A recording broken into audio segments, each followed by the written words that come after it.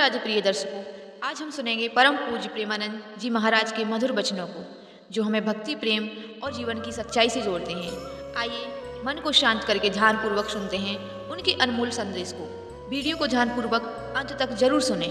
तो चलिए शुरू करते हैं। श्री वृंदावन में श्री सनातन गोस्वामी जी सदैव अपनी रहनी से रहते। एक दिन एक दिव्य लीला उनके सामने स्फुरित हुई। महावन में रहस्यमय दृश्य देखा कि कुछ गोप बालक खेल रहे हैं। एक नवतमाल श्याम बालक श्री सनातन जी की ओर देखकर मुस्कुरा रहा है और मंद मंद मुस्कुराते हुए प्रेम भरी तिरछी चितवन से कटाक्ष कर रहा है। सनातन जी आकृष्ट हो गए। वो रूप माधुरी को हृदय लगाने के लिए दौड़ पड़े। जो सामने एक दिव्य लीला स्फुरित हुई, देखा कि बहुत से गोप सखाओं के साथ श्री लालजू महाराज खेल रहे हैं। बहुत ही सुंदर श्यामंग कांति है। मंद मंद मुस्कुराते हुए तिरछी चितवन से श्री सनातन जी की तरफ देख रहे हैं। विवश होकर भाग पड़े उनको हृदय से लगाने के लिए। जो ही नजदीक पहुंचकर हृदय लगाने की चेष्टा की तो अंतर्धान हो गए। आप भाव विभोर होकर विलाप करने लगे, क्रंदन करने लगे, अश्रुपात करने लगे। इतनी शिथिलता हुई कि थोड़ी देर के लिए एक नींद सी आई, एक झपकी सी आई। तो देखा वही श्यामल गोप बालक जो प्रगट में दिखाई दी थी लीला, वही स्वप्न में देखा। और वो कह रहा है, तुम मुझसे मिलना चाहते हो? मैं मथुरा में श्री परशुराम जी चतुर्वेदी के घर में रह रहा हूं। अब तुम मुझको अपने साथ ले लो। वहां जाओ और वहां से मुझको अपने साथ ले लो। तत्काल ही सनातन जी की वो निद्रा टूटी। आप प्रातः काल होते ही मधुकरी के निमित्त श्री परशुराम जी चौबे के आवास स्थान पर पहुंचे। वहां आपको उस बालक का श्री ठाकुर श्री मदन मोहन के रूप में दर्शन हुआ। जब उस घर में पहुंचे तो सुंदर सिंहासन पे श्री मदन मोहन ठाकुर जी विराजमान थे। जे ही दृष्टि की तो वही बालक जो महावन में गोप सखाओं के साथ खेलते देखा, जो स्वप्न में आदेश देते देखा, वही देखा कि ठाकुर मदन मोहन जी के रूप में वो विराजमान है। ओहो, ये तो ठाकुर मदन मोहन जी हमारे साथ ऐसी लीला कर रहे थे। आप एक टक दर्शन करते हुए आसक्त चित्त हुए। आप वैसे तो एक दिन मधुकरी लाते और ठाकुर जी को अर्पित करके कई दिन तक प्रसाद रूप से उसको पाते, फिर कई दिन बाद मधुकरी को दाते। लेकिन मदन मोहन जी के दर्शन के लोभ से आप प्रतिदिन उसी घर में जाने लगे माधुकरी के लिए, और मदन मोहन जी के दर्शन करते और घंटों खड़े दर्शन करते हुए अश्रुपात करते रहते। एक दिन घर की वृद्धा माता ने देखा कि नेत्र में नेत्र मिलाए हुए ठाकुर के घंटों खड़े हैं, अश्रु प्रवाह हो रहा है। आपकी ऐसी प्रेममयी दशा देख के, बाबा इनको देख रहे हो? बाबा इनको मत देखो, ये सर्वनाश कर देते हैं। बहुत वैसे ठाकुर हैं। उस मैया ने कहा। तो श्री सनातन गोस्वामी ने उस मैया की तरफ देखा, बोले सुनो, मेरा बहुत बड़ा कुटुंब था, खूब घर भरा हुआ था संपत्ति से, जन से, परंतु ये जब से आया हमारे घर में इसने सब नाश कर दिया। मेरा परिवार मिट गया, मेरी सब संपत्ति चली गई, केवल मैं अकेली रह गई। ऐसा ही होता है, अकेला ही रखता है। इसीलिए कल की चर्चा में था, पूज्यपाद श्री रूप गोस्वामी जी कहते हैं कि अगर अपने परिवार से मोह ममता हो तो श्री राधा गोविंद देव जी से आंख मत मिलाना। यदि आंख मिला लिया तो किसी काम के नहीं रहोगे। ठीक ऐसे ही ये श्री मदन मोहन ठाकुर जी की लीला है। उस मैया ने कहा कि सब कुछ नष्ट हो गया जब से आया है, केवल मैं अकेली रह गई हूं। सनातन जी ने वही अश्रु प्रवाह अनुराग से भीने हुए नेत्र कहा, माता जी तुम इसका परिचय मत दो, मैं जानता हूं मेरी भी यही दशा हो गई है। जब से इसने नजर की तब से सब नाश हो गया। और क्या, राजमंत्री थे, नजर हुई, कहां पहुंचा दिया। एक गुदड़ी करवा और भाव में मगल। ये विनोद है महापुरुषों का। समस्त मलिनता माया की जो हमें घेरे हुए है, जब ठाकुर का कृपा कटाक्ष होता है तो उससे बिलक करके अपनी लीला में प्रवेश दे देते हैं, जो चिदानंदमयी है, जो एक रस लीला है। ये परिवर्तनशील जगत की मोह ममता का नाश एकमात्र इनकी कृपा कोर से होता है। जब से इनसे प्रीति की तब से मेरा सर्वनाश हो गया, श्री सनातन जी ने कहा। इसलिए नाश का अब तो कोई भय रहा नहीं, कोई बचा ही नहीं तो क्या भय है। मेरे निकट जो भी था अब वर्तमान में कुछ नहीं रह गया है। ये इसी की नजर का चमत्कार है। वृद्धा ने कहा, तो भी तुम इसकी तरफ देख रहे हो? देखो, तुम्हें पसंद आ गया क्या? बोले तो पहले से ही हम राजी हैं इसके नेत्रों में, पहले ही बिक चुके हैं। मैं तो वृद्ध हो चली हूं और मैं सोच भी रही थी कि अब इसकी सेवा कौन करेगा मेरे बाद, क्योंकि परिवार में तो कोई बचा नहीं। देखो, इससे कोई ये मत समझ लेना कि ठाकुर से प्रेम करोगे तो तुम्हारा परिवार नष्ट हो जाएगा, ऐसा नहीं। इसका आंतरिक रहस्य है। जब से मदन मोहन जी पधारे तो एक एक करके अपने धाम भेज दिया, अपनी नित्य लीला में सम्मिलित, जो बड़े बड़े योगियों के लिए दुर्लभ है। ठाकुर मदन मोहन पधारे उस चौबे जी के घर तो सबको अपनी दिव्य लीला में प्रवेश दे दिया। लौकिक धन हटा करके चिदानंद वस्तु प्रदान की। हमारी पार्थिव बुद्धि कहीं ऐसा न सोच बैठे कि ठाकुर से जुड़ने का मतलब है संकट विपत्तियां, ऐसा नहीं। जो प्रभु के चरणों में अपने चित्त को लगा देता है तो बिना अन्य साधन के भी प्रभु उसको स्वीकार कर लेते हैं और अपने दिव्य धाम, दिव्य स्वरूप, दिव्य लीलाओं में प्रवेश दे देते हैं। यहां से हटा देते हैं ये जो माइक लीला है, जन्म मृत्यु दुखद भयावह, इससे हटाकर जहां कोई भय नहीं, महासुख है, वहां पहुंचा देते हैं। वृद्धा ने कहा, बाबा मैं तो वृद्ध हो चली हूं, था मेरी यही अभिलाषा है, इनको कोई ना कोई ले जाएगा ही, मेरे से पूजा सेवा बनेगी नहीं, और मैं भी ऊब गई हूं, इससे हमें कोई लाभ प्राप्त हुआ नहीं। क्योंकि वो बाह्य दृष्टि से विनोद में बोल रही कि अब अगर इन लाभ प्राप्त होता तो कम से कम नाती पनाती ही होते, इसकी सेवा कोई नहीं बचा, मैं ही अकेले बची हूं। और ये ऐसा ही करते हैं। श्री राधा बाबा कहते हैं इनका जलनुआ स्वभाव है, ये दूसरिया नहीं रहने देते। ये प्रेम गलित साकरिता में दो न समाए। अगर तुम पूछो कि तुम्हें लाभ क्या प्राप्त हुआ तो यही प्राप्त हुआ कि सपरिवार कुटुंब सब खत्म हो गया है। अब मेरी मृत्यु का समय आ रहा है, कोई ना कोई तो इसकी सेवा के लिए चाहिए ही, और मैं किसको सौंपूं? मैं दे भी उसी को सकती हूं जो इससे प्यार करे। मुझको बड़ा संतोष हुआ तुम्हारे नेत्रों में इसके प्रति प्यार देख करके। आप देखो, इसी से पहचानो कितना प्यार करती ठाकुर को। तुम्हारे नेत्रों में अपने ठाकुर के प्रति प्यार देख करके मुझे संतोष हुआ कि तुम सेवा करोगे। देखो, अपने नेत्रों से मैं इन्हें ओझल नहीं होने देना चाहती, परंतु बाबा अब मेरा शरीर बूढ़ा हो गया है, अब मेरे से सेवा का एक कार्य हो नहीं सकता, और बिना सेवा के ठीक नहीं है, इसलिए इनको तुम ले जाओ। श्री सनातन गोस्वामी जी ने कहा, मैया यदि ऐसी बात है तो तुम इन्हें मुझे दे दो, मैं इन्हें अपने संग ले जाऊं। वृद्ध माता ने कहा, बाबा इन्होंने जब मेरा ही सर्वनाश कर दिया तो मुझे डर है कि कहीं कुछ और आपके साथ ना हो जाए। बाबा ने कहा कि मैया हानि वाला कुछ रह ही नहीं गया है हमारे पास, जिससे हानि होगी वो कुछ रह ही नहीं गया है, क्योंकि इन्होंने मेरा तो पहले ही सर्वस्व छीन लिया है। अब एक शरीर में लंगोटी है, ये गुदड़ी है, ये करवा है, जब चाहे तब छीन ले, इसका मुझे कोई भय नहीं है। बाबा श्री सनातन गोस्वामी जी श्री ठाकुर मदन मोहन जी को अनन्य भाव से, वो तो अंदर का जो प्रेम है उसी को देख करके तो ठाकुर ने आकर्षण किया है।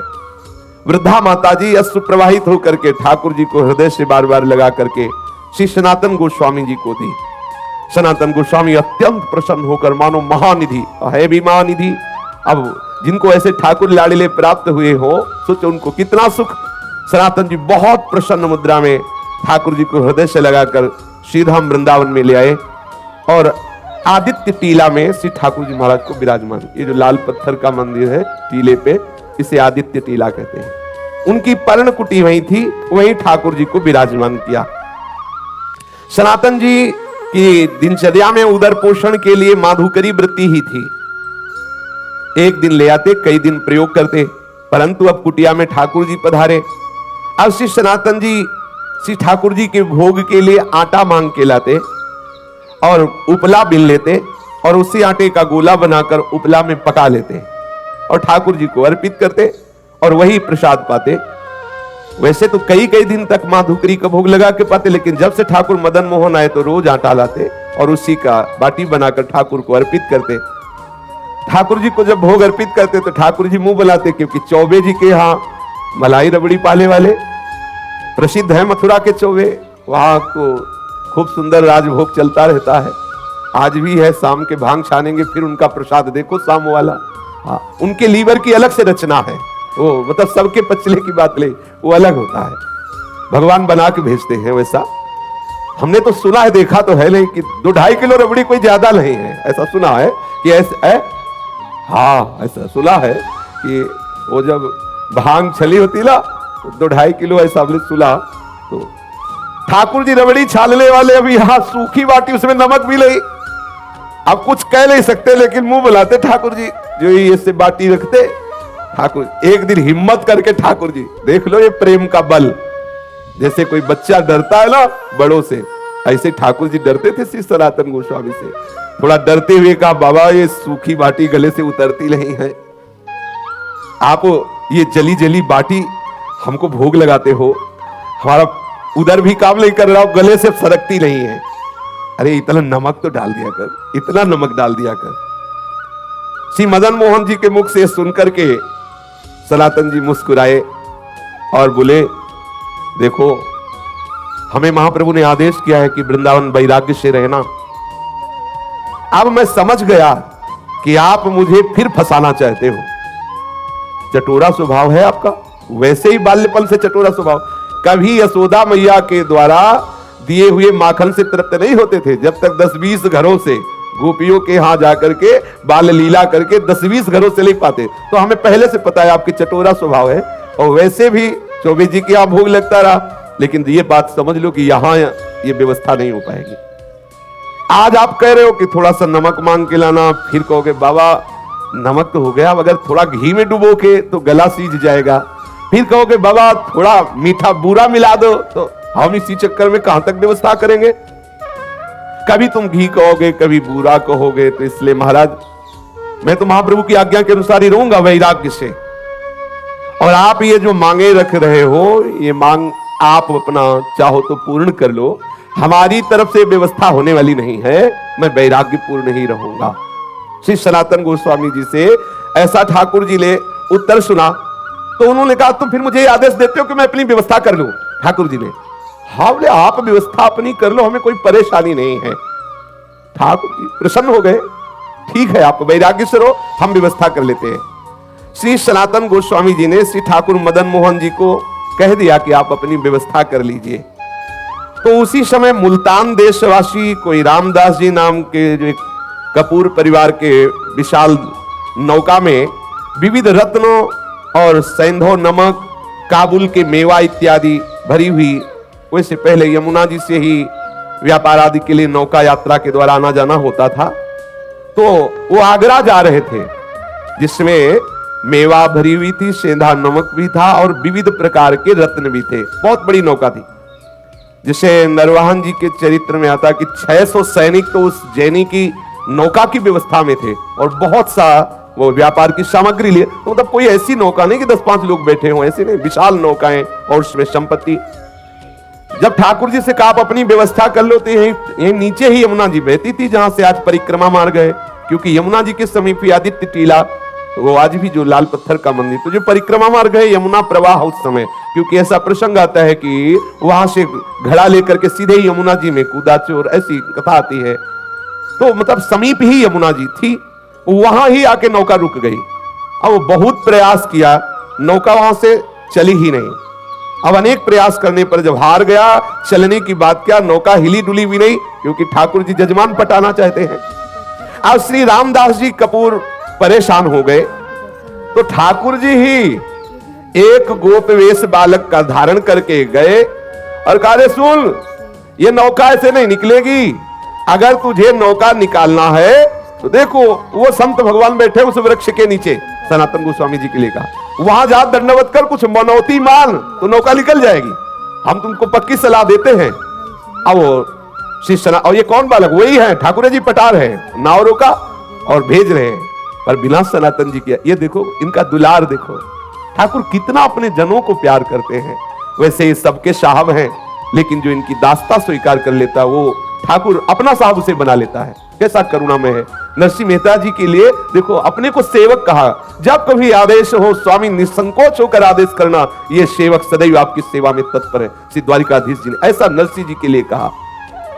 सबका साहब अपने सेवकों का सेवक बन जाता है, अपने सेवकों को साहब बना लेता है। जाकर के सनातन जी की शरण में उनसे अनुनय विनय करो, तुम्हारी नाव निकल जाएगी।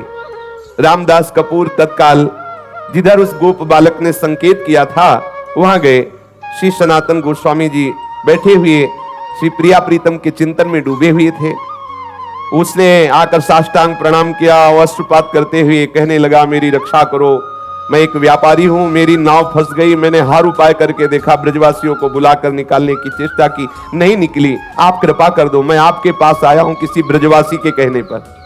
ध्यान किया सनातन गोस्वामी जी ने कि कौन ब्रजवासी ने भेजा, पता चला ठाकुर मदन मोहन ने। बोले समझ गए, अच्छा जजमान पटा लिया है। श्री रामदास जी ने जब सनातन जी से ऐसा कहा तो सनातन गोस्वामी जी ने कहा कि भैया वो बैठे पर्णकुटी में, वो जो बैठे ना, आप जाओ उनके सामने कुछ मनौती मानो, जाके उनके सामने मनौती मानोगे तो नाव निकल जाएगी, क्योंकि जान गए कि ठाकुर जी ने ऐसी लीला की। सनातन गोस्वामी ने कहा नाव तभी निकल सकती है जो पर्णकुटी में विराजमान ठाकुर जी है उनके सामने कुछ निवेदन करो जाके। श्री रामदास जी ठाकुर जी मदन मोहन के सामने गए, देखते ही आसक्त हो गए, इतना सुंदर रूप ठाकुर श्री मदन मोहन जी का। और जैसे कोई संकल्प करवा रहा हो, वो कोई चेष्टा नहीं करे, अंदर से आया नौका निकल जाए तो जितने रत्न जितनी मेवा मिलता ये सब बिकने के बाद इससे मंदिर बनवा देंगे और आपके भोग राग की व्यवस्था कर देंगे। बस आए, सहज में नाव निकल गई, कोई धक्का भी ज्यादा नहीं लगाना पड़ा, क्योंकि रोका जिसलिए था इसीलिए रोका था। अब वो श्री रामदास कपूर जी सब सामान की बिक्री करके रत्न आदि को लेकर के आए और मदन मोहन जी का लाल पत्थर का जो मंदिर है उन्होंने निर्माण कराया और समुचित श्री मदन मोहन जी के राग भोग की व्यवस्था की। स्वयं ठाकुर जी ने अपने मंदिर को बनवा लिया और अपनी भोग व्यवस्था कर ली। सनातन जी सदैव अपने स्वरूप चिंतन में मगन रहते हैं, निरंतर श्री प्रिया प्रीतम के चिंतन में मगन रहते। एक श्री कृष्णदास जी ब्रह्मचारी नाम के इनके शरणागत हुए, जिनको उन्होंने मदन मोहन जी की सेवा पूजा कार्य में रखा और आप तो सदैव लीला चिंतन में डूबे रहते हैं। आज श्री मदन मोहन ठाकुर जी करौली राजस्थान में विराजमान है। श्री सनातन गोस्वामी जी का नित्य प्रति का नियम था वृंदावन से पैदल जाना, श्री गोवर्धन जी की परिक्रमा करके पैदल आना। कितना कठिन, अपने गिरिराज जी की परिक्रमा होने के बाद तो 10 कदम भी पैदल चलने की सामर्थ्य नहीं रह जाती। देखो कैसे महापुरुष यहां से पैदल जाते, गिरिराज जी की परिक्रमा दे करके पैदल आते।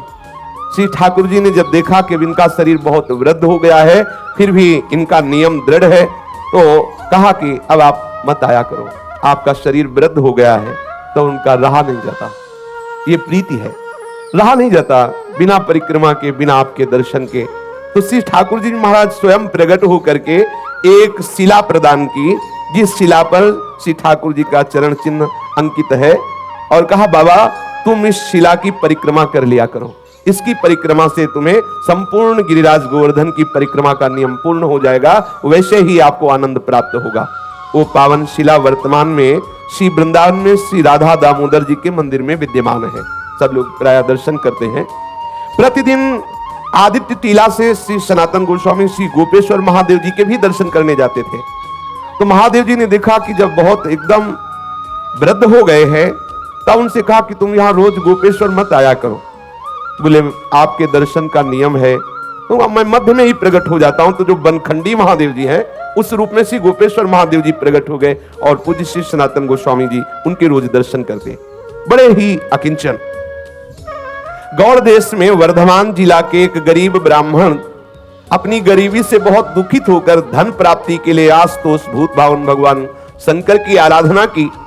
भगवान शंकर जी प्रसन्न हुए और स्वप्न में आदेश किया कि जाओ श्री वृंदावन धाम में श्री सनातन गोस्वामी जी नाम के एक महापुरुष निवास करते हैं, उनके पास पारसमणि है और श्री सनातन जी तुम्हें वो पारसमणि दे देंगे। ब्राह्मण देव को ऐसा भगवान महादेव जी ने आशीर्वाद दिया, जाओ। ब्राह्मण देव बड़े आनंद में मगन होकर श्री वृंदावन धाम आए और यहां पता लगाया संतों से, पता चला श्री गोस्वामी श्री सनातन जी का। वो वहां गए, श्री गोस्वामी जी को देखा, श्री सनातन जी को, एक गुदड़ी, एक करवा और शरीर पे कौपीन। उनके मन में निराशा हुई कि जो खुद ऐसी गरीबी से रह रहे हैं वो हमें पारसमणि क्या देंगे। भगवान शंकर के वचन तो झूठे नहीं हो सकते, और उन्होंने इन्हीं के लिए कहा है कि इनके पास जाओ तो तुम्हें धन बनाने वाली पारसमणि मिल जाएगी। अगर इनके पास पारसमणि होती तो ये ऐसे कैसे, फटी पुरानी गुदड़ी, रज का करवा, एक लंगोटी लगी हुई। प्रणाम किया, बाबा मैं आपके पास आया हूं। सनातन जी ने कहा किस हेतु से आए हो? तो उन्होंने कहा कि मुझे भगवान शंकर ने भेजा है कि आपके पास पारसमणि है और आप मुझे प्रदान करें। सनातन जी ने कहा, हाँ मैंने कभी उसे छुआ तो है नहीं, पास तो है नहीं।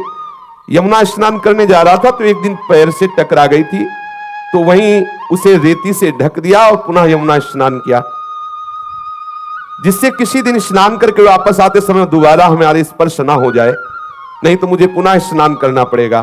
श्री ठाकुर जी की सेवा पूजा में विलंब हो जाएगा। ब्राह्मण देव को लगा इतनी अशुद्ध होती पारसमणि कि स्नान करना पड़ता है। ब्राह्मण देवता ने कहा, अच्छा आप मुझे बता दे चल के कि वो पारसमणि का है, दूर से बता दीजिए। ब्राह्मण देव को श्री सनातन गोस्वामी ले गए और बोले इसी जगह कहीं थी, आप बालू हटाइए। तो जे भी वहां बालू हटाई, थोड़ी देर में ही तो देखा चमकती हुई पारसमणि। ब्राह्मण को लगा मैं परीक्षा करके देखूं कि कोई चमकदार पत्थर है या पारसमणि है। तो एक लोहे की कील में स्पर्श किया, तत्काल वो स्वर्ण की हो गई। बड़ा मन प्रसन्न हुआ कि भगवान शंकर का वरदान साक्षात्कार हुआ।